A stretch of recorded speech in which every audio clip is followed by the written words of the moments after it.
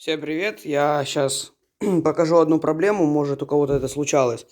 Скутер Honda Dio 18, в принципе, на 27-й там точно такой же движок, ну и в принципе проводка у них, наверное, у них почти, одинаковая, короче. Сейчас покажу, в чем прикол. Подгазни чуть-чуть.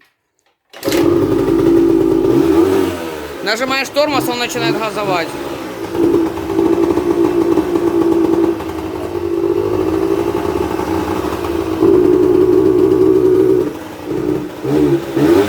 Брось.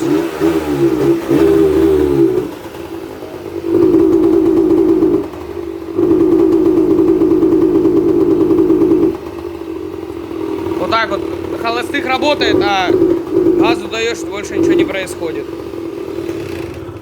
Короче, снимаете пластик. Лезете вот этот пучок проводки. И здесь вот эта херня может рассоединиться. Сама по себе. Почему? У нее спросите. Берете ее, соединяете.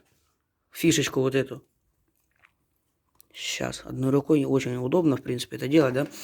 И на всякий случай берем ее, затягиваем хомутиком. На. Берем вот так вот между проводочков. Оп. Раз. Два. Все. Она теперь никуда не денется. Максимум, что может произойти, вылететь отсюда провод. Это все, что может произойти. Поэтому пользуйтесь. С вас лайк и всем пока.